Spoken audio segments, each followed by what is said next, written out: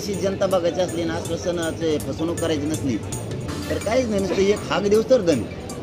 इकडं आणखीन 20-20, 25-25 किलोमीटरवर उभा राहायला जागा राहणार नाही. बघायची असली तर बघा म्हणा, माझ्या एका हाकीवरती आणखीन इकडं 20-25 किलोमीटर उभा राहायला जागा राहतात.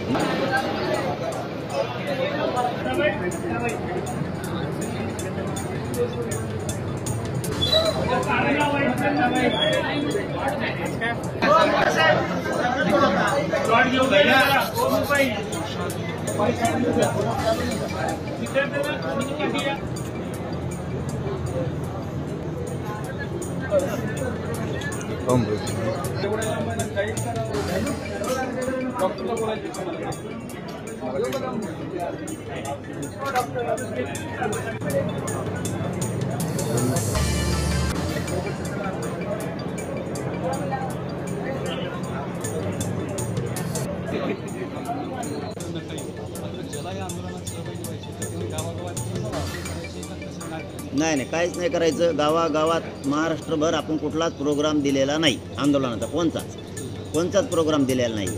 त्याच्यामुळं गावोगावात कोणते आंदोलनं नसणार आहेत, कामाचे दिवस आहेत ना, कोणते उपोषणं नसणार आहेत, काहीच नसणार. जे येतील कामं संपल्याच्यानंतर ते इथे येतील, भेटतील, आशीर्वाद देतील आणि पुन्हा वापस जातील. कारण पावसाचे दिवस आहेत, इथं पण चिखल आहे भरपूर, त्यामुळे त्यांची गैरसोय व्हायच नाही, येऊन जाऊन करू शकते. पाटील साहेब, तुम्ही आतापर्यंत टप्प्याटप्प्यातनं उपोषण केलेलं आहे, म्हणजे प्रत्येक उपोषणातले तुम्ही टप्पे पाडलेले होते. या 2 दिवसानंतर असं करणार, 3 दिवसानंतर आम्ही पाहिलं. या उपोषण जे आहे यातला काही टप्पा आहे का? नाही, एक पण टप्पा नाही, एकही टप्पा दिला नाही. आपण प्रोग्राम दिलेला नाही राज्याला आंदोलनाचा, कारण आपल्याला आंदोलन करायचंच नाही आहे. कारण शेतीचे कामं आहेत, सगळं शेतीचं वाटलं होईल तिकडं, सगळे शेती पडत. त्यामुळं आपण कामं करायचे. इथं मी खंबीर आहे, आता त्याची काही काळजी करायची गरज नाही. कामं संपल्याशिवाय इकडं कुणी यायचं नाही. त्याचा अर्थ वेगळा कुणी काढायची गरज नाही की मी येऊ नका म्हणतो, असं नाही. काम बुडून यायचं नाही. मागच्या 5 महिन्यापासून तुम्ही म्हणताय की फार मोठा काळ झाला, कुठलाही अपडेट तुम्हाला आलेलं नाही. तुम्ही सरकारचं कोणी तुम्हाला भेटलंय का, माहिती अपडेट दिली आहे का, किंवा सरकारने तुमच्याशी संपर्क करावा का? संपर्क करायला मी कुठं नाकारलंय का? सरकारने येऊ नये, चर्चा करू नये, आंतरवालीत येऊ नये असं मी कधीच म्हणलो नाही. ती त्यांची जबाबदारी आहे. कायदा सुव्यवस्था बिघडू नये ही सरकारची जबाबदारी, प्रशासनाची. आंदोलकाची भेट घेणं, चर्चा करणं, त्यांच्या मागण्या देतोय ही करणं, ही चर्चा करण्याची जबाबदारी त्यांची, जनतेची नाही. जनता ही त्यांची असते. पण ते आता जर राजकारण करायला लागले आंदोलनात तर त्यांना फटका तर बसणारच. चलो, धन्यवाद. एक प्रश्न असा आहे की जानेवारीमध्ये तुमच्या उपोषणाच्या वेळेस उच्च तंत्र शिक्षण मंत्र्यांनी एक पत्र काढलं होतं की मुलींना KG to PG शिक्षण फ्री, पण त्या संदर्भातला अजून कुठलाही निर्णय झालेला दिसत नाही. आता प्रवेश सुरू झालेले आहे, त्यावर तुम्ही काही 1-2 महिन्यापूर्वी बोलला होता. हो, मी मागेही सांगितलं होतं, पण वरून निरोप होता तसा की ॲडमिशन सुरू झाल्याच्या नंतर मुलीला मोफत शिक्षण दिलं जाईल. सरकारने ते सुरू केलं नसलं तर सरकारला विनंती की तुम्ही जो JR काढलेला आहे तो लागू करा, त्याची अंमलबजावणी तातडीनं करा आणि मुलींना सगळं शिक्षण जे आपण मोफत ठरवलेलं ते शिक्षण मोफत देण्यासाठी सुरू करा. आणि याच्याच बरोबर जे ECBCतून पोरांनी फॉर्म भरलेले आहेत नोकर भरतीसाठी, शिक्षणासाठी, तर ज्यांचे कुणबी प्रमाणपत्र मिळाले त्यांना ECBC सोडून कुणबीमध्ये म्हणजे OBCमध्ये फॉर्म भरता आला पाहिजे.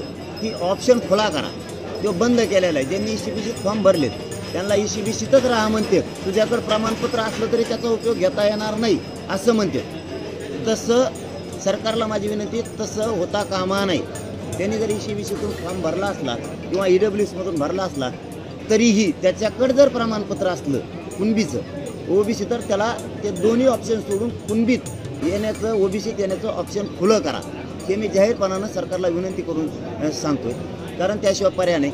आणि जे प्रमाणपत्र नोंदी निघाल्या, ज्यांचे प्रमाणपत्र मिळाले त्यांना तातडीनं प्रमाणपत्र लवकर द्या, कारण ते थांबून धरले.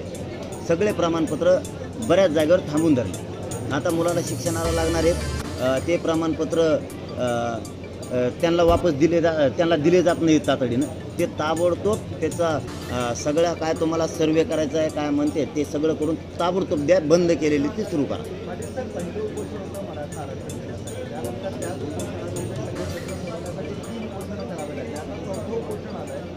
सगळ्या काळामध्ये आता 1 वर्षाचा काळ गेला मात्र अजूनही तुम्हाला जे हवं आहे ते सरकार देत नाहीये, मिळत नाहीये, कुठंतरी फसवणुकीची जाणीव आहे.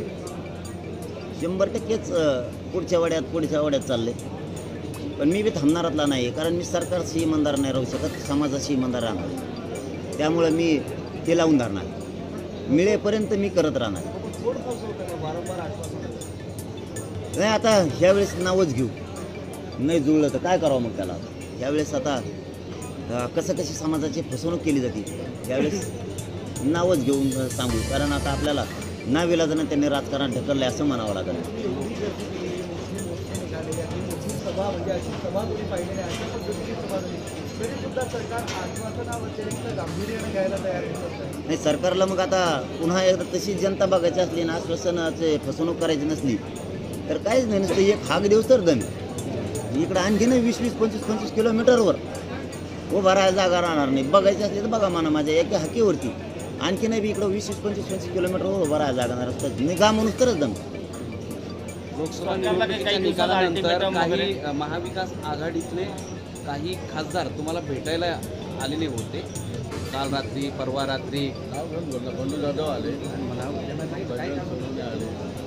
नाही आता महाराष्ट्रातले हे बघा सगळ्याच पक्षाची ते हे जागाचा शिगीद कोणाला नाही म्हणते. या अंतरवाली इथं आल्याच्या नंतर आम्ही शुभेच्छा देतो सगळ्याच पक्षाच्या जे खासदार झाले त्यांना मराठ्यांचं मत पडलेलंच आहे.